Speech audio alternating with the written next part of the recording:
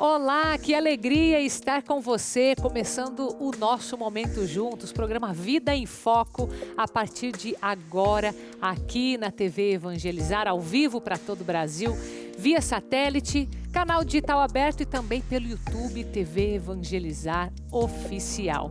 Bom, a gente está na semana especial da mulher, certo? Durante toda essa semana nós recebemos mulheres especiais aqui falando tanto da vida profissional quanto da pessoal. Hoje nós vamos falar sobre a vida consagrada, viu? Mulheres que rezam por toda a igreja. Minha primeira convidada já está aqui, viu? Irmã Maria José Barbosa, que vai falar da força da mulher consagrada. Também vou trazer para você o 4º episódio da série Profissão Mulher, conhecendo histórias reais de mulheres que nos inspiram. Então fique comigo que está começando o programa A Vida em Foco.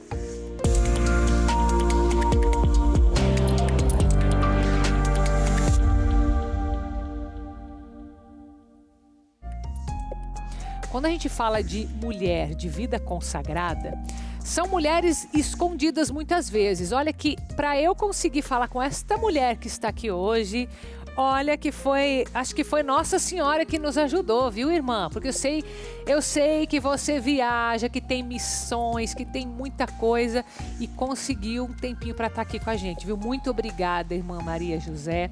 Ela está aqui representando essa força feminina da mulher consagrada. Muito obrigada, viu, pela tua presença. Seja muito bem-vinda. Eu que agradeço a oportunidade de estar aqui, né, e participar e falar um pouco, né, da nossa vida e do que é ser mulher consagrada. Sim, e quero trazer bem próximo, irmã, porque eu sei que também nós temos essa missão como igreja de provocar, no bom sentido, novas consagradas, não é? Desta forma, novos chamados.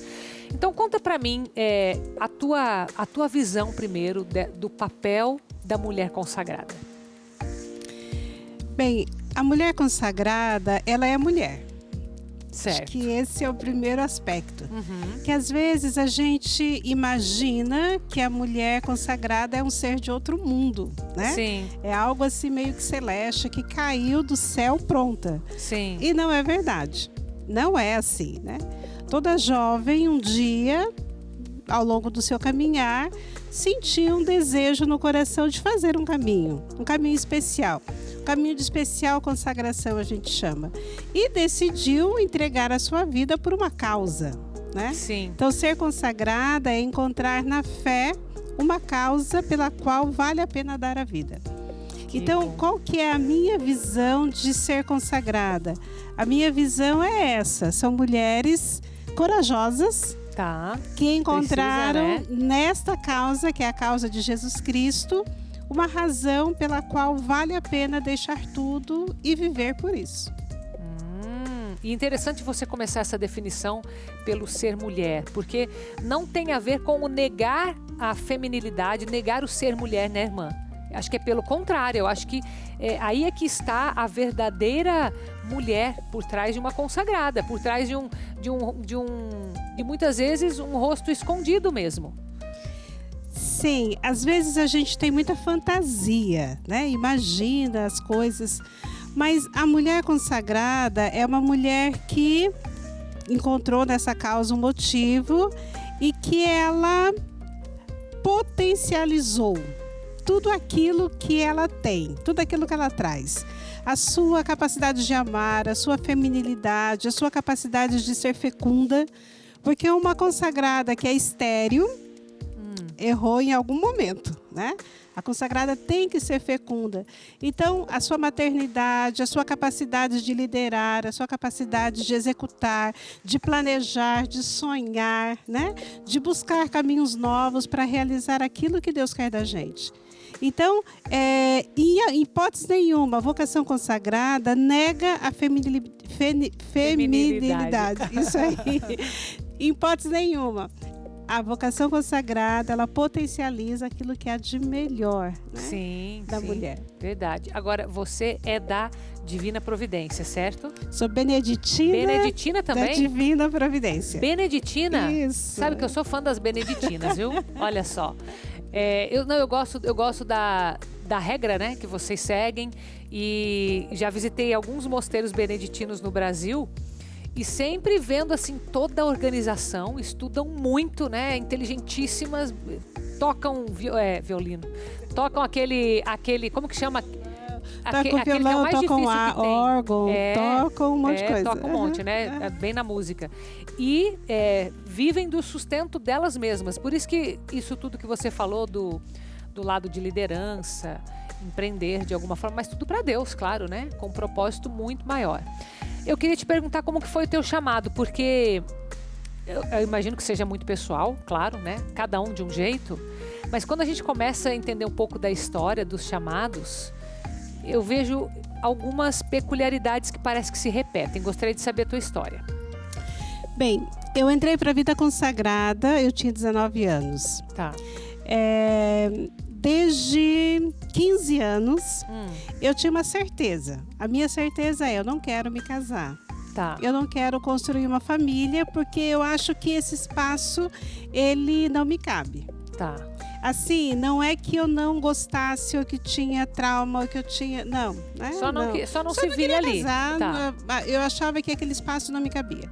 E aí eu disse para os meus pais, na ocasião do casamento da minha irmã mais velha, e disse assim para minha mãe e para o meu pai, olha, vocês curtem bastante, né?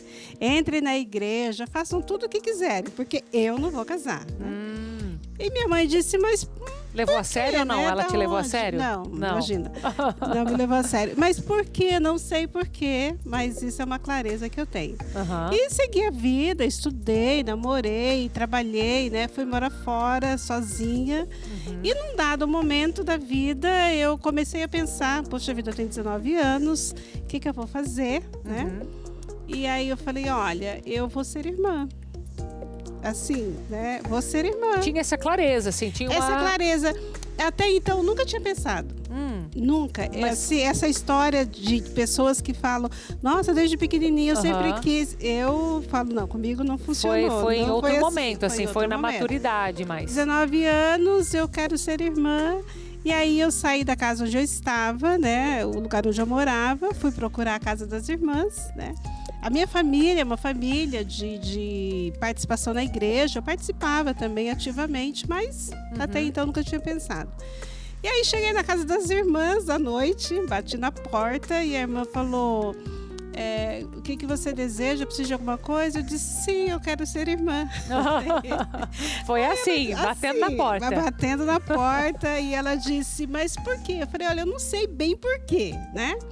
Mas sinto que Deus me chama para esse projeto. E assim, desde esse dia, eu nunca voltei atrás nessa decisão. E sinto que a cada dia Deus renova esse chamado, essa surpresa.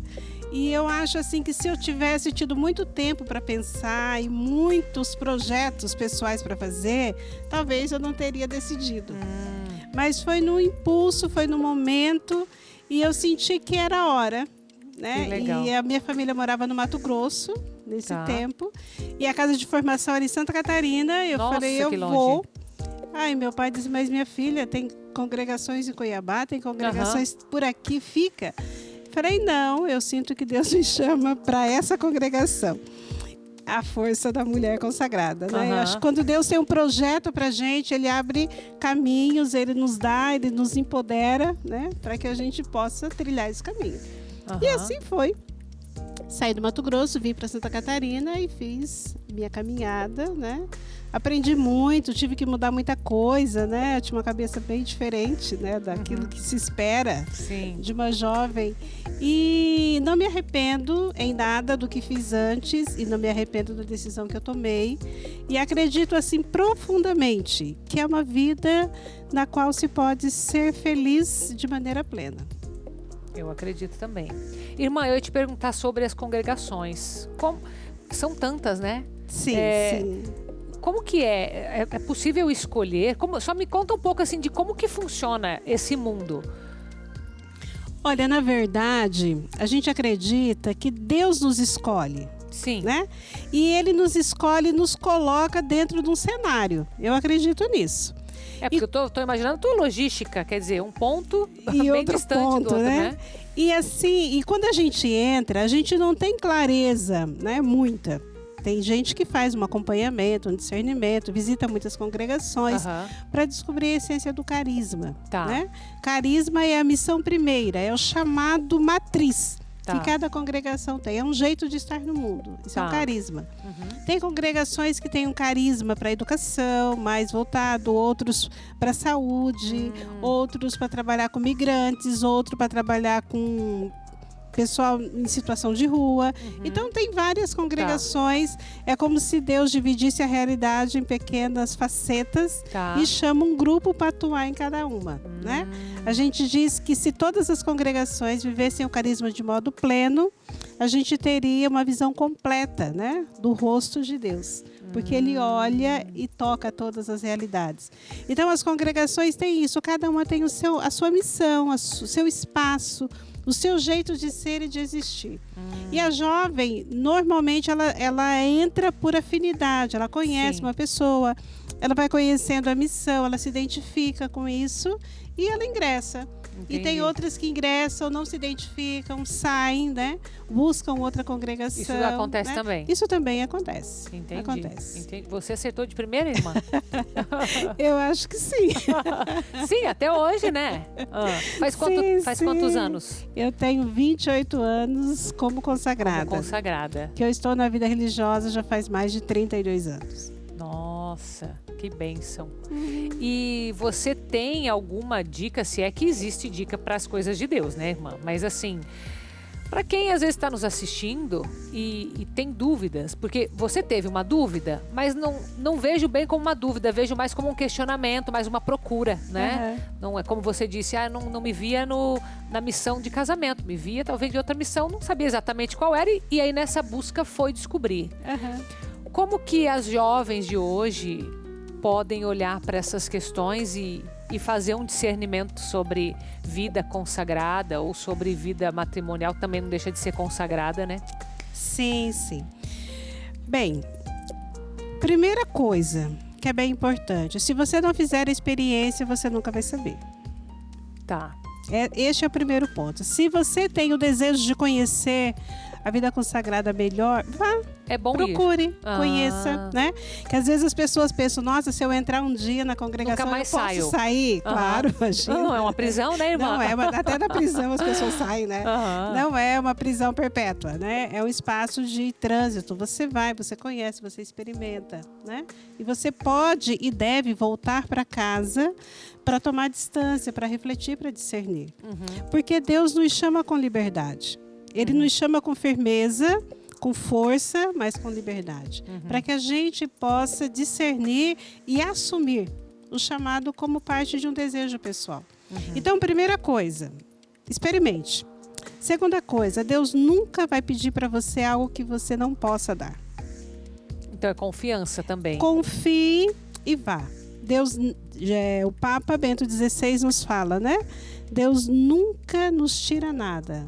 Ele sempre nos dá muito mais do que Ele nos pede. Verdade. Então, essa confiança nos coloca a caminho. Se Deus me chama para a vida consagrada, ai meu Deus, será que eu vou conseguir? Será que é assim? Será que é assado? Será que é assado? Vá, experimente.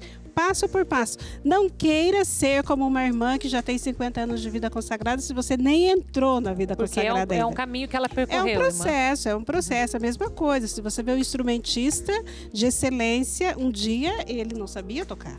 Sim. E ele aprendeu, ele se dedicou, ele se desenvolveu, ele chegou lá. Então, se Deus te chama para esse caminho, vá, faça o processo. E se não for o seu lugar, Ele vai te dizer. Então, essa liberdade e essa abertura é necessária, porque Deus nos chama para sermos felizes, né? Sim. Se você vê que o negócio não está fluindo, né? Então, reveja a escolha feita. Agora, existe, por exemplo, você trouxe também uma questão importante. Eu não tinha nenhum trauma para resolver e, de repente, fui dar os restos para Deus, né? Não é esse o sentido. Mas existe, por exemplo, pessoas que talvez você conheça que, tendo passado por situações difíceis, acabaram descobrindo que o caminho era outro que Deus queria? Sim. existem as duas situações. Existem situações de pessoas que viveram em casa, situações difíceis, traumáticas mesmo, e disseram, não quero isso para mim, eu vou ser irmã. Né?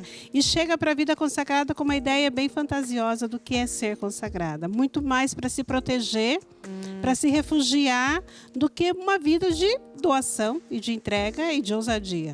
Né? Então, existem essas situações. Existem outras situações, a pessoa, talvez, por uma outra situação, por um sofrimento, por uma decepção, entra para a vida consagrada tentando negar a realidade do mundo e percebe nesse caminho um chamado de Deus, um projeto para si. E fala, olha, eu vim para cá por uma motivação que talvez não foi a melhor, mas hoje quero ficar por essa motivação que é um chamado na minha vida, que eu sinto. Então a gente sempre diz assim, não importa muito por que você veio, o que importa é por que você está. Né? Porque você faz um caminho. Os relacionamentos também são assim, sim, né? Sim. Nem sempre você olha para o seu esposo ou namorado e diz, nossa, esse é o homem da minha vida e vai ser assim. Os caminhos, às vezes, são bem tortos, né? Sim. Até chegar ali, até fazer dar certo, né? Com sim, certeza. Na vida religiosa também é assim. Deus fala a linguagem que a gente entende, né? Então, é bem criativo. Isso tenho certeza. Muito bom, obrigada. Obrigada por se deixar conhecer mais, principalmente da vida consagrada. E obrigada pelo seu tempo. Irmã, seja sempre bem-vinda aqui à Obra Evangelizar, viu? Deus abençoe. Eu que agradeço. E eu li uma poesia que diz assim, né? Da Adélia Prato. Ela termina a poesia dizendo, a mulher é um ser desdobrável. Né? Desdobrável. E eu acredito que a consagrada muito mais, né? Porque ela se desdobra na sua humanidade para ser um testemunho de Deus no mundo. E isso é dom, isso é chamado, isso é uma graça, é um privilégio. Com certeza. Então, ser consagrada é uma graça de Deus, um caminho de felicidade. E obrigada por trazer essa alegria também para nós, viu?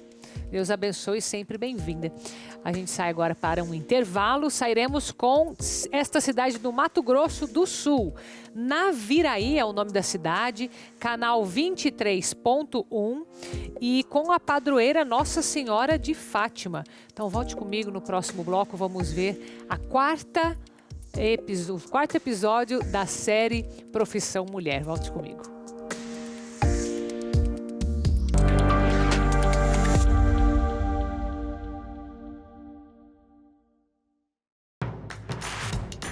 Não perca mais nenhum vídeo da TV Evangelizar. Inscreva-se agora.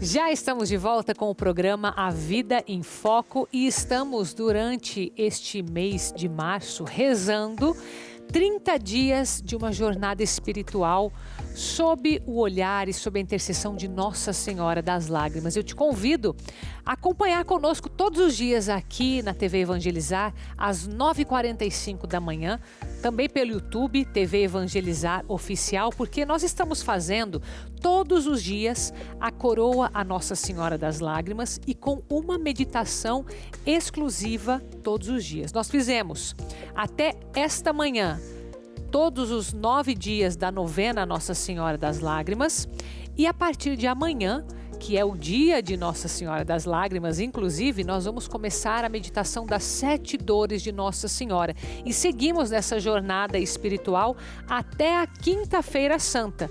Então, depois das 7 dores, nós vamos meditar a via sacra sobre o olhar do verdadeiro amor, o olhar de Nossa Senhora das Lágrimas.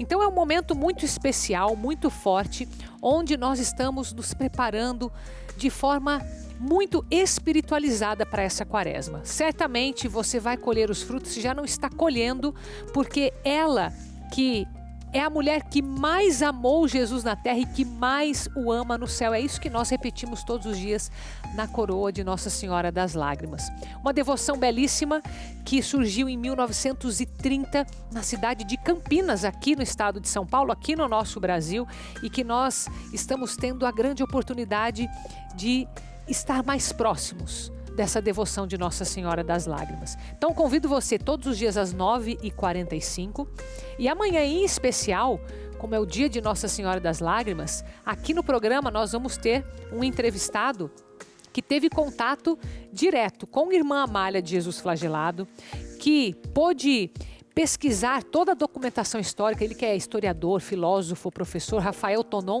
esteve muito envolvido e vai conversar conosco amanhã.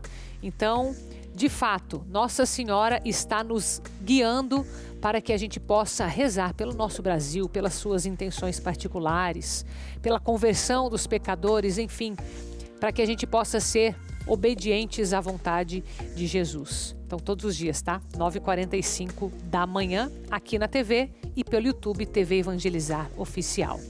Bom, essa semana também é especial porque é a Semana da Mulher, onde nós estamos olhando mais de perto para histórias reais, mas de mulheres fortes, de mulheres que superam todos os dias, tanto no lado profissional quanto em casa, nas famílias. Você vem acompanhando uma série ao longo desta semana. Hoje nós estamos no 4º episódio da série. E essa mulher, ela foi uma empreendedora, a primeira a assumir uma sociedade rural no Brasil. O nome dela, Maria Iraclésia, e tem desde 2008 essa missão. Acompanhe comigo.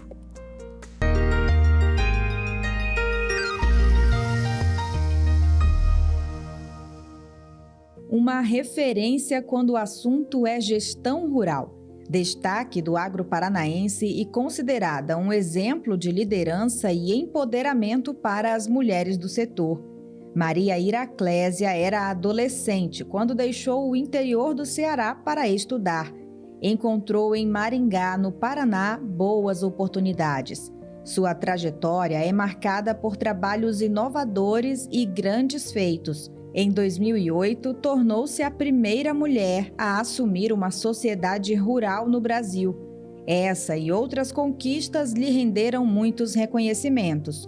Hoje, está pela 6ª vez à frente da Sociedade Rural de Maringá e atua como palestrante em eventos por todo o país, compartilhando suas experiências. A minha grande inspiração foi a minha mãe, né? Então, saí da cidade, fiz ensino médio, fui para uma escola agrotécnica federal com uma formação técnica e ao fazer esse curso, eu me identifiquei muito com a parte zootécnica. E aí eu vim para o Paraná a convite de um tio para passar umas férias e aqui eu me achei. Mas me achei na área de gestão, mas o resumo é, os meus sonhos, eles só foram concretizados por conta do conhecimento. E a gente tem que ser perseverante. Eu fiz muitas renúncias, eu deixei de fazer coisas que eram inerentes a uma jovem. Então, é uma escolha que você faz. Então, você renuncia, tem coisas que não voltam atrás, tem coisas que você faz tardiamente, mas hoje a minha avaliação os meus sonhos, eles me guiaram. Quanto mais você conquista, mais os desafios vão sendo apresentados, só que mais qualificados também. Então, quando alguém me pergunta o que fica de tudo isso, fica a gratidão a Deus, aos meus pais e a minha perseverança. Quero olhar para trás e dizer, nossa, cada espaço que eu abri, cada lugar que eu sentei ocupando um cargo, né, cada caneta que eu usei para tomar uma decisão, elas transformaram a vida de alguém.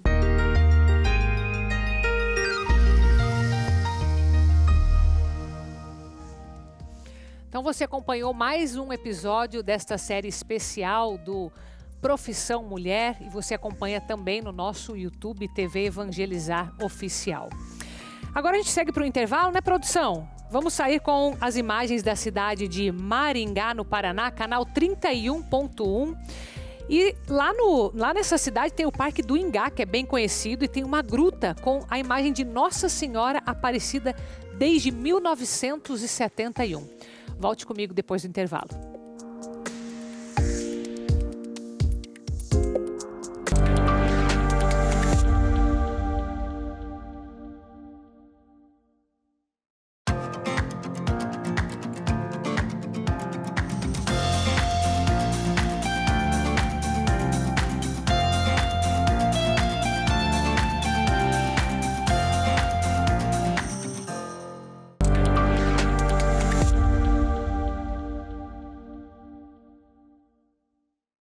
E voltamos na expectativa para o primeiro Evangelizar é Preciso, Minas Gerais, na cidade de Divinópolis, que será no próximo dia 16 de março. Olha, Minas Gerais, se preparem para receber Padre Reginaldo Manzotti, toda a equipe, Ministério Evangelizar, porque nós estaremos com este tema Reveste-me da armadura de Deus e o lema: o Senhor é meu socorro e nada tenho que temer.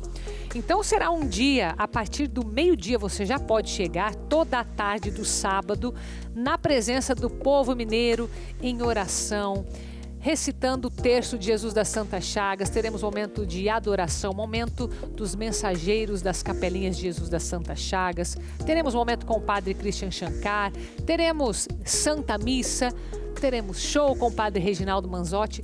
Tudo isso para você nesse primeiro Evangelizar é Preciso, na cidade de Divinópolis, dia 16 de março. E você já pode adquirir a sua camiseta, viu? Aqui estão os endereços para você pegar, ó, na Livraria João Paulo II, Rua Goiás 1129, na Livraria Mãe Rainha de Divinópolis, Rua Antônio Olímpio de Moraes 600, e também na Rádio Divi FM, Rua Maranhão 400, e aparece também o telefone para mais informações. Então, Minas Gerais, até dia 16 de março, nesse primeiro Evangelizar é Preciso. Agora a gente vai entrar ao vivo aqui com a irmã Lúcia Arruda. Olha só, ela é religiosa da congregação de Nossa Senhora do Retiro do Cenáculo. Está lá na cidade de Belo Horizonte, Minas Gerais, né? Minas Gerais está em peso aqui hoje. E nós vamos falar com ela sobre as mulheres da vida de Jesus. Irmã Lúcia, minha querida, seja muito bem-vinda, viu? Obrigada pelo seu tempo aqui conosco. Eu que agradeço. Boa tarde para vocês. Boa tarde, minha querida. Diga uma coisa para mim. Eu estou aqui com o seu livro, viu, irmã Lúcia? As Mulheres na Vida de Jesus, a história das primeiras discípulas. Será que dá para dar um spoiler assim para a gente, dizer já quem são essas mulheres que a senhora retrata aqui nesse livro, irmã? Então, esse livro, que a capa dele, né, Mulheres na Vida de Jesus, a história das primeiras discípulas, ele é um livro que foi publicado em 2011 e ele trata, então, o objetivo é mostrar a prática revolucionária de Jesus em relação às mulheres, né, daquela época. E Jesus resgata essas mulheres da situação de exclusão em que elas viviam. Então, o livro, ele não é um tipo assim de livro didático, ou então um livro acadêmico. Ele tem um gênero literário de romance, é um romance bíblico, mas não é um livro também baseado em fantasias, criações muito imaginativas, porque ele se aproxima muito da realidade, pois é baseado nos textos bíblicos e em informações daquela época, né, sobre a realidade, o contexto sociopolítico, econômico, cultural da época de Jesus. Então, ele procura ser um livro que se aproxima muito da realidade, mas eu amplio o texto. O texto é situado no contexto e eu amplio o que está do texto, né? A partir do que eu estudo e pesquiso sobre a realidade daquela época. E aí eu preciso ter uma abordagem plausível e verossímil dos acontecimentos. Então, você quer mas ao mesmo tempo é um livro narrativo do texto dos evangelhos, né? Que está lá no texto. Não sei de qual deu para entender. Sim, entendi. Irmã, o que eu entendi é que a senhora se baseia nas verdades bíblicas para falar da história que envolveu essas mulheres junto com Jesus. Exatamente. Quer dizer, porque os evangelhos, eles foram escritos por homens. E como a gente sabe, naquela época, a situação da mulher era muito uma situação de exclusão. E o que é que acontece? Eles estavam como que invisíveis no Evangelho. Você vê que só quem aparece mais é Maria Madalena, um pouquinho a mãe de Jesus, Maria, mas as mulheres, elas aparecem muito pouco. Então, eu tentei, assim, ver o que é que tem nas entrelinhas, né? no que é que o texto diz, que a gente pode ampliar essa história, contar mais alguma coisa do que o texto está dizendo. Sim. Esse é um exemplo. As mulheres, elas estavam ali presentes, porque o texto do livro ele é baseado na passagem de Lucas, capítulo 8, versículo de 1 a 3, que ele diz assim, Lucas, né? Jesus percorria cidades e aldeias da Palestina, e aqui os 12 iam com eles, e também algumas mulheres. Aí ele cita o nome de 3 mulheres, entre elas, né, Lucas fala, Maria Madalena, da qual tinham saído 7 demônios. Aí fala também Joana, mulher de Cusa, um alto funcionário de Herodes. O texto fala também de Susana, né?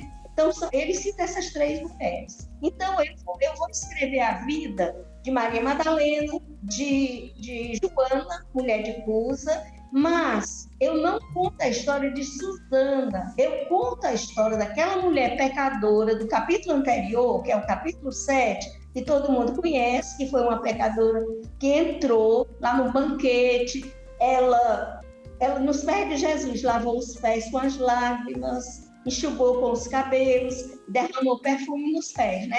Essa pecadora, que ela não é Maria Madalena.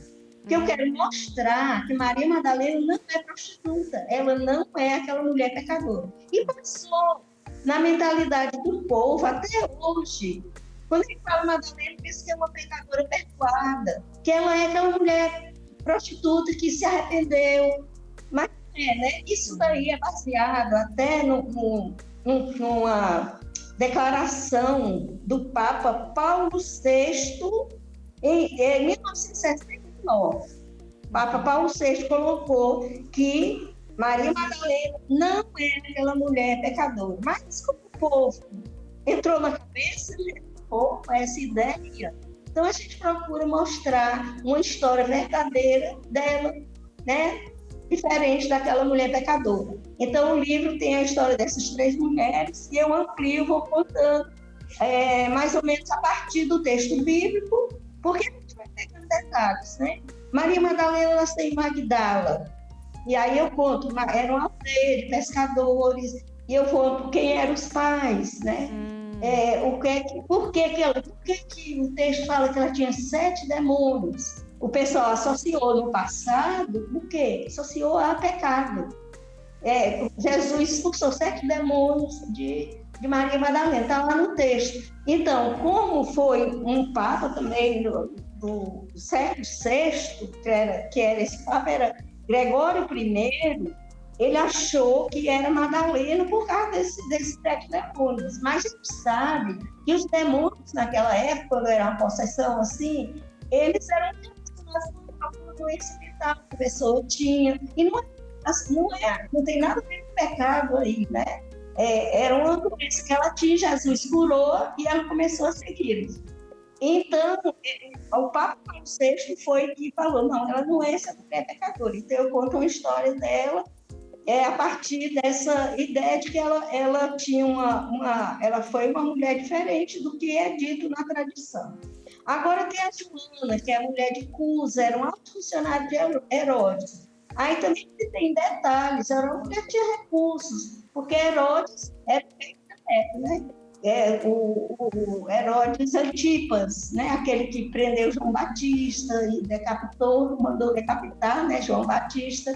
Então, ela tinha posses, era uma mulher influente na sociedade, mas ela seguia Jesus. Aí eu consigo também contar a história dela. E conta a história da pecadora do capítulo 7, dessa mulher que era prostituta e que ela se converteu no sentido assim, que ela mudou de vida e começou a seguir Jesus.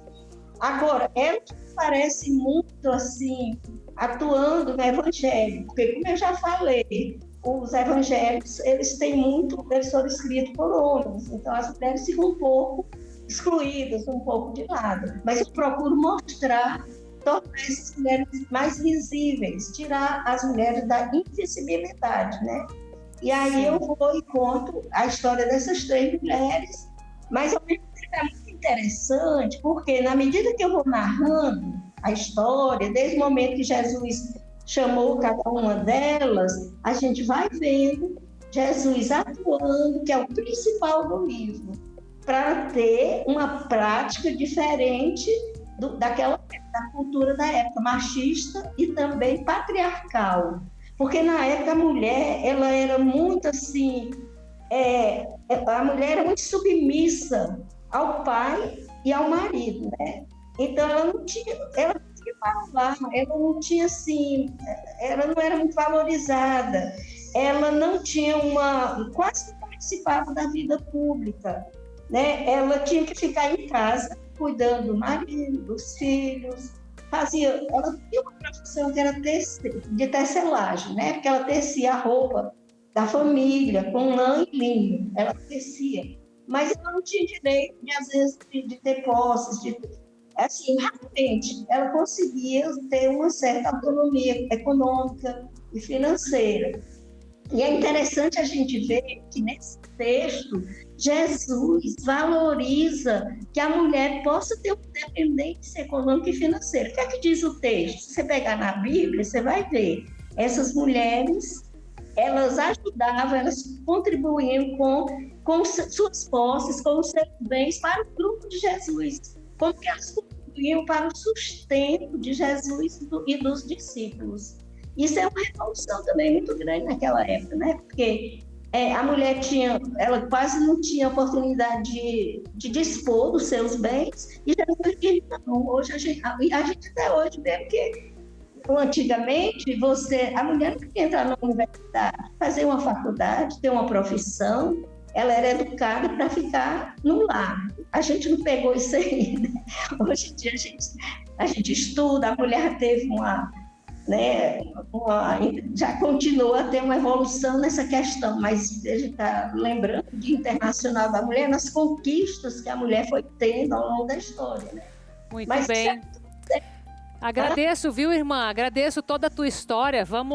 Eu vou divulgar aqui o livro da editora Paulus, para que toda essa riqueza que a senhora colocou aqui no livro, o pessoal possa acompanhar de todo o Brasil. Muito obrigada, viu, minha querida? Pelo teu tempo. Eu tenho aqui na minha mão, estou mostrando para o pessoal. Você encontra nas livrarias Paulus, que tem umas 39 livrarias do Brasil inteiro, né? E tem também, você pode entrar no site, comprar o livro físico. Sim, tá aparecendo para o pessoal lá em todo o Brasil, viu? Tá aparecendo ali para eles no GC. Mas eu agradeço a tua participação. Irmã, Deus abençoe, viu? Muito obrigada. Um abraço para Minas Gerais. E obrigada a você também, meus queridos, por me acompanharem aqui nesse momento. Eu vou ficando por aqui. Amanhã a gente volta ao vivo às 3h30 da tarde e com participação especial do professor Rafael Tonon, que vai contar toda a história de Nossa Senhora das Lágrimas. Amanhã é o dia dela. Então vem comigo às 3h30 da tarde. Beijo, fica com Deus.